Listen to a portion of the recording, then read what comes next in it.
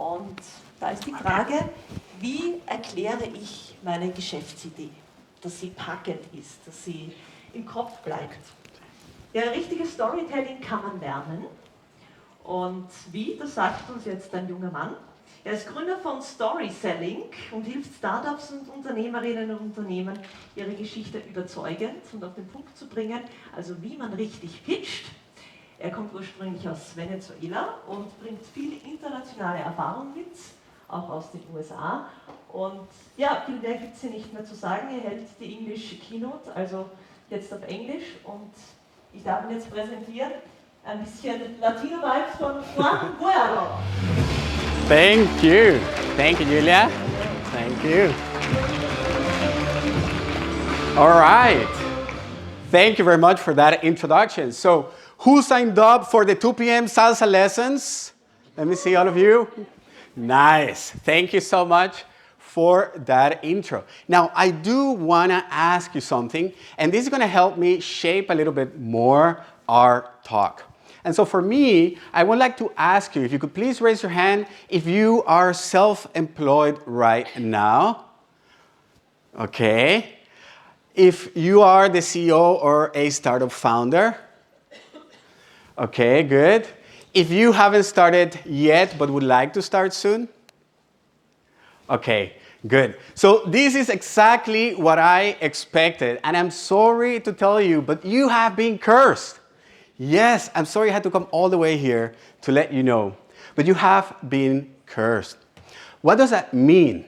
What it is that as you obsess about your product, about your services, as you learn about your industry and your competition and your market, what's happening is that little by little, you're moving away from where your customer is right now.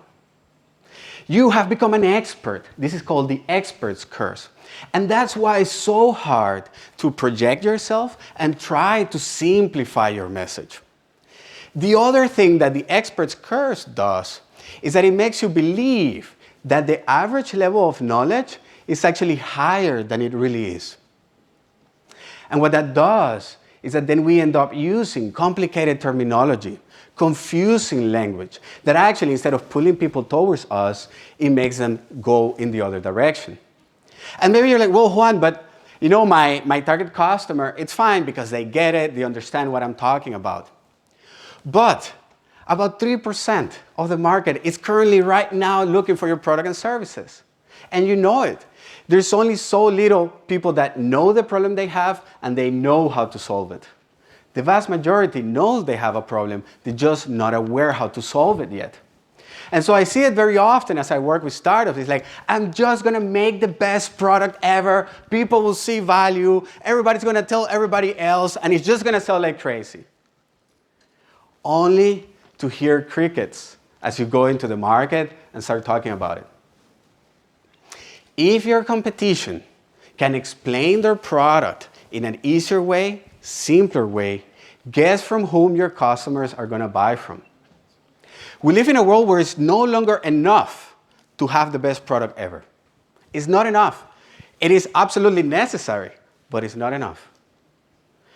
Because when we're using complicated terminology, when we're confusing our audience, people are not going to have the time to invest to try to figure out what it is that you can help them with. They're just going to move on. And so it's really important that we go ahead and simplify our message. But it's no longer about just telling people what your product does. It is about telling the story around your product and service. Today I'm going to talk to you about storytelling.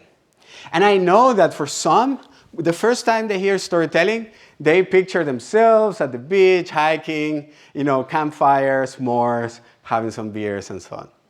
And so if this is you right now, great, because I'm going to tell you and show you how storytelling is going to transform your business. Maybe you have been playing around with storytelling already and have some ideas and you have seen how hard it is. And so great, I'm going to share with you the framework that I use to help startups.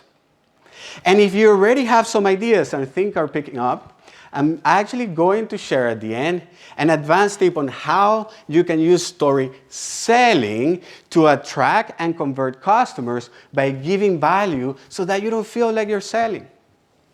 Because at the end of the day, and this is, I think, one of the biggest challenges that I see, I encounter myself, and I need to remind myself, and I see other people in the market, is that at the end of the day, selling, it's nothing more than helping somebody make a decision. The moment we change our perspective towards it, it changes the whole game. Selling is not about pushing and convincing and persuading somebody to buy the stuff that they don't need. You can't build a sustainable business like that. People will not recommend your business. And so we want to make sure that not only we have the best product ever, but we're able to share with them how their life is going to be better when they use the product. So hello everybody, my name is Juan Guerra, traditional Austrian name, as you can see, from Vorarlberg. I'm originally from Venezuela. I am obsessed, ever since I can remember, I've been obsessed on trying to understand why people say the things they say. Why do they do the things they do? And when I moved to the US for university, then I added the cultural mix. And then I started seeing patterns, and this just fascinated me. Today, I get to work with a lot of startups. I'm involved in many different startup programs, and I'm coaching people. I've coached people from supply chain in entrepreneurial programs with DHL. I've coached people within legal, health, fintech, media. And so I've seen quite an array out there. And this has allowed me to develop a framework that they use, whether it is to get customers, to get funding, to get showcase in the media, and so on. Now, it wasn't always like this. Actually, this whole thing started about 12 years ago when I had to deliver a presentation, 5-minute presentation with only 10 people. And for 2 days, I was so stressed that it went so bad the moment I started talking that I had an experience that completely changed my life. A friend of mine had to jump in and finish the presentation for me. Imagine how embarrassing that is. But that pushed me to want to develop my skills. And little by little, I start getting better, and I go out there, and I get invited to more places, and more people recognize that, and I start traveling around. This forced me to figure out a way to adapt my message to different cultures. How am I able to say something that I say in Austria and say it in Iran without losing the message? How can I say the same in Israel, in Norway, and all over 12 countries that I've been at? And so once I started and I hosted my first startup competition, the startups started asking me, Juan, I really like your style. Can I hire you to sell for me? And I was like, no, I don't really do that. But I can show you a framework. I can coach you. Next thing I know, startups are winning competitions. They're getting investment. And I was just hooked. All my life, I've been dreaming of being an entrepreneur. And now I was able to have the skills to help them get exactly what they want. Today, I help founders inspire change. That's my mission. That's what drives me. And it is through storytelling that I help them communicate so that people see the value in what it is that they're doing. And so what I'm going to share with you is what I've developed. I call it the PES framework, PES framework. Now, before I can share with you, there's one thing that we need to cover. And that is that people buy emotionally, and then they rationalize their decision. We love to think that people rationalize exactly what it is that they're buying, and they thought about it, and this is the best decision ever. But the reality is that decision is made right before that. When they fell in love with it, they wanted it, and now they want reasons to show others why it is that they bought it. If you go ahead and sit in this Ferrari, and you sit in there, you picture yourself driving it, the way it sounds, the way it feels, the way it smells, the leather, and so on and so on. And then you come home, and your partner is like, why the hell do you buy a Ferrari? It's like, it was on sale. It gives great gas mileage. Imagine all the network and the people I'm going to meet because I have a Ferrari and I will network with that. And so we start rationalizing it. And this is not only happening in business to consumer. This also happens in business to business. Just think about it as an entrepreneur. Do I buy Salesforce? Do I use Pipedrive? Which one is cooler? Which one says something about the type of business that I'm building? We make that decision emotionally and then we rationalize it. This is fundamental. This is key to embrace. Because guess what? Stories move people emotionally. What a story does is that it allows somebody to move themselves, to transport themselves into a place where they're emotionally moved, and now they come to the realization by themselves that they want your product. Does that make sense? I see some nodding. Yeah? So that means that it is the story what actually gives your product value. The story is what we talk about our product and our services. It is the right story. Now, I many times startups come to me and it's like, Juan, I just need a quick story that I can say in my page so that people, get interested. Or I hear people tell me, Juan, but I am B2B, stories don't work. We sell tech. Like, I work with people doing stuff for satellites. Like, this works in every industry. The problem is that when they go and tell their story, rather than really saying a story, they do something the equivalent of this resort, start talking like how great our floors are and how amazing our sheets and our beds are. We focus on features and the benefits, when in reality, what people are looking for is a transformation. We aspire to improve ourselves, to be better people. Everything that we buy is in search of increasing our status. That's why we're here today, to connect, to network, to become a different person, a bigger person that we dream of ourselves. And so we need to position our products around that vision. The reason why they will buy our product is because they see themselves as that aspirational identity that they're trying to build. And so, what is the PEST framework? Well, what do you think the P is for? Not everybody at the same time. Product, okay? No, it's for purpose, okay? But thank you for guessing. I appreciate it. Purpose. And soon I will go into details, okay? Into why purpose, yeah? This is something that we have been hearing for a while. Golden circles from Simon Sinek, the why purpose, okay? But I'll clarify something here. Then we got empathy. When we tell the right story at the right time, at the right person, because we empathize with our audience, people don't feel sold to.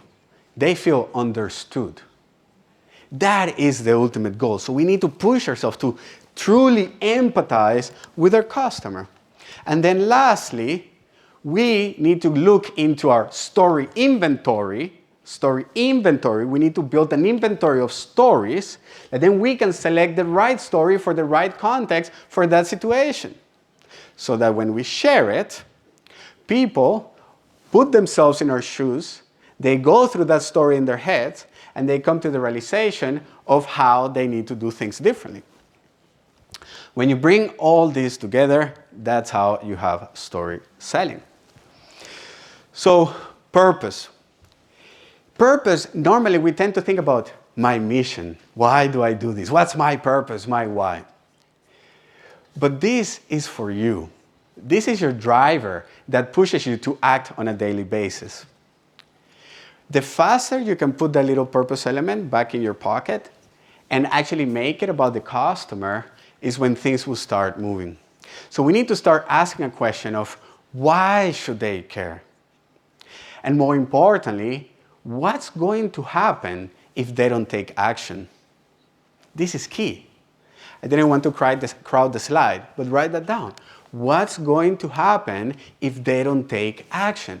You have to understand your customer that well. Why should they care? What's going to happen if they don't take action? From there, we move on to empathize with them. What do they desire and what is stopping them? What is driving them? What is it that they're trying to build? What are they looking for? And what stops them right now? Because then we choose the right story to help them move from where they are right now to where it is that they want to be. And so, yeah, feel free, please, to take a picture of this. I don't have that much content on my slides. I actually put it all together so that you can take a picture. So we identify why should they care? What's going to happen if they don't take action? They know that this is the thing that keeps them up at night. When you connect with that, they feel understood. You empathize and look into what is it that they desire, where it is that they want to go, and what is stopping them. And then finally, you tell a story, how you figure out, how you overcome that journey. Because at the end of the day, your customer is yourself who's a couple of years behind. So purpose, empathy, and story selling. And just to show you a little bit how these can be applied, for example, this talk. So the purpose, yes, I share with you that my mission is to help entrepreneurs inspire change. But I started by sharing with you what's going to happen if you don't clarify your message. Your customers are not going to invest the time to buy from you. They'll go to the person that understands them. I then look into what is it that you want. You want to build a successful business. You want to be able to attract and convert without feeling like you're selling to somebody. Because that's not what we're doing. We're helping somebody make a decision. And lastly, I share the stories of how I've been able to help other people achieve exactly what it is that you're trying to achieve. And so think about, in your own journey, what kind of stories allows you to communicate the lesson that you want to provide to your audience. Now, whenever I work with entrepreneurs, there are two key mistakes that I see come up over and over and over. These are very common pitfalls. And so I'll share them with you. First is that they cast themselves in the wrong role. And the other one is that they're not aware between the macro story and the micro story. Okay? So let's take a look into the first one. Have you all heard of the hero's journey when it comes to storytelling? I see some hands nodding, yes, some no. So I'll quickly go through it.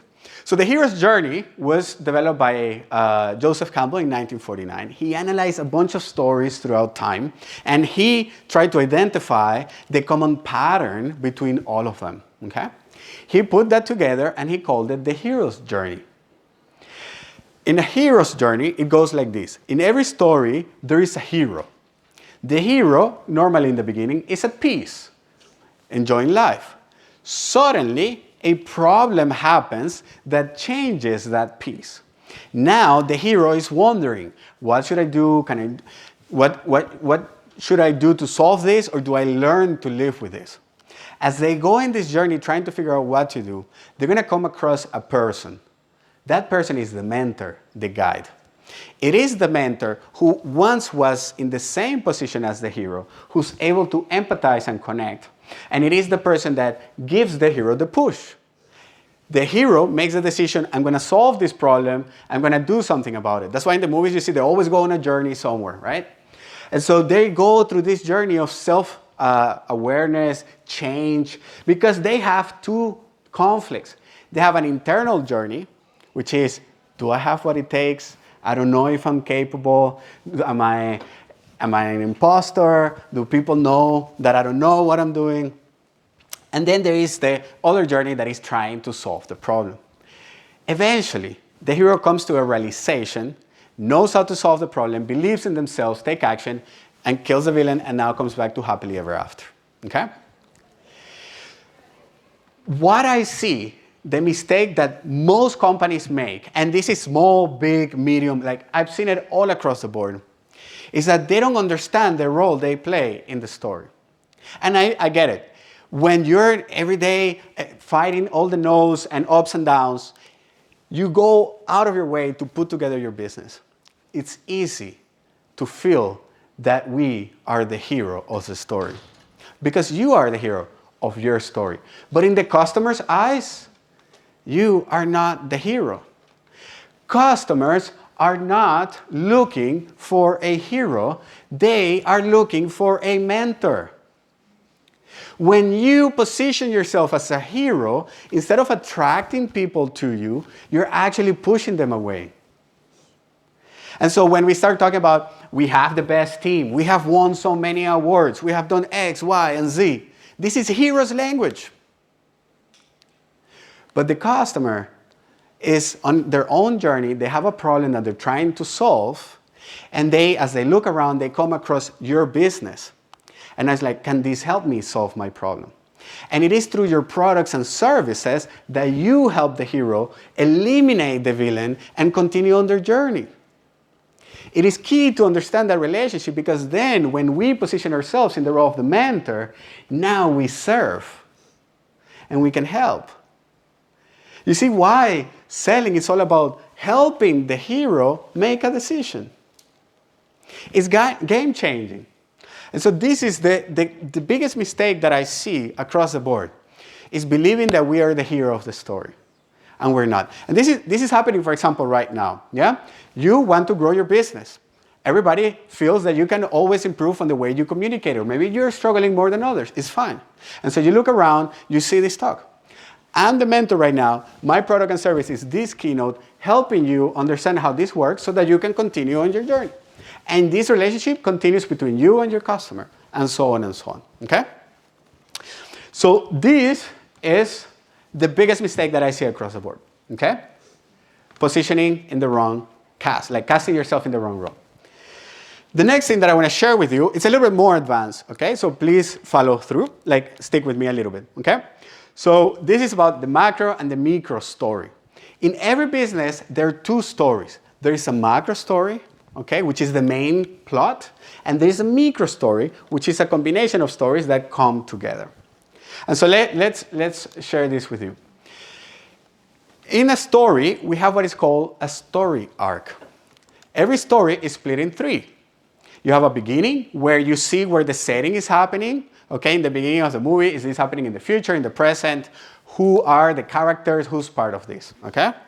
Suddenly, a problem happens, and it starts creating tension. It starts building that tension between the characters and the story, until finally, the problem is solved, we have reached a solution, and now life with success happens. Okay? In a movie, you have the main idea of what the hero is trying to achieve. Okay? So, Hunger Games. Katniss Everdeen, yeah, she's trying to survive the games. Or Taken with Liam Neeson, he's trying to get his daughter back. So this is the macro idea. The thing where people get in trouble is that they try to communicate all at once. And I can help you with this, and I can help you with that, and we can also help you solve this problem. And so you're stepping on your own shoes. We need to choose what is that one idea, that macro idea, that it is what we are going to help our customer with. You know, in the movie, Liam Neeson is trying to get his daughter back. He's not trying to also open a bakery and paint the ceiling. And you get distracted. Like, Bourne is trying to figure out who he is. Like, that's it. One thing. It is when we start adding things that it gets confusing, and now we're throwing people off. So that's the first thing. And when it comes to the micro, is that you've seen how in a movie, you have little stories that are coming together, and suddenly you have a cliffhanger, and they leave this story open, and they go to the other story, and now they open that, and they go back. You have seen that happening in movies, right? Well, guess what?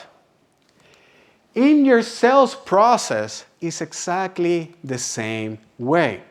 So this is a series of interactions where you are working together with your customer. You're guiding them through your funnel until finally they buy your product, then the tension is relieved, and now they can move on to happily ever after. So often when I'm coaching startups, I ask them, okay, what's your call to action, or what is the next step? What do you mean? We need to be very strategic. We need to identify what should be the next point in this sales process. And it is by using storytelling that you can create open loops. You give a little value to the audience, and now you move to the next step. what do you think my process is? Well, this is your journey, right? This is your story. I'm coming in here with my keynote. And for some people, this will be enough, and that's it. For some, they would like to learn a little bit more. So you connect with me on LinkedIn, and now you're following my post. Eventually, you feel like, okay, maybe I shouldn't invest the next 3 years trying to figure this out. Maybe I can work with one and get there faster. Okay, good. So now you book a call with me to see if we're a good fit. Until finally, you decide to work with me, and now we have achieved that process. You see how that could work for you? Now, obviously, depending on what you're selling and your price points, this is going to change. Okay? It's not the same if you're selling a 5,000 euro program or if you're selling 30 euro services. Okay? So that's going to depend on what you're selling. But in the end, there is always a process. And it needs to be always the same. Because when you're changing this all the time, once you figure out you keep it, you need to be able to achieve replicable results. Because that's how you can forecast, if you do this many people into the system, if you get in front of this many people, how many customers are you actually going to get? And that's how storytelling becomes story selling. So really try to look into what is my macro story, okay? What is that main idea that I want to share? And how can I identify, how can I build up my story inventory so I can allocate these stories along the way so that little by little people go through my funnel as I deliver value that keeps them wanting more. And that's how we solve the whole macro versus micro. So you have the framework, you have the PES framework. We have purpose, which is why should they care? It's not about why you do this. It's about why should they care? What's going to happen if they don't take action? What is holding them back and what is it that they desire? Empathy. And what is a story that I can match to bridge the gap to take them from where they are today to that place where they want to be, okay? And then we cover the 2 key mistakes. If there's one thing that I want to leave you with, that is the easiest to implement out of all this, always, if this is too confusing or if you struggle, we cover a lot right now. But if there's one thing that will help you the most, it's always sit back and remember, you are the mentor. You are not the hero. The customer is the hero, and we are the mentors who serve, who help them and show them how they can actually eliminate the problem. You've been great. Thank you so much for having me today. Thank you for being here. If you're interested, we were recording this session. You can connect with me on LinkedIn. If you scan that QR code, just send me a friend, a connection. And if you want the recording, just let me know. That's it from my side. Thank you so much.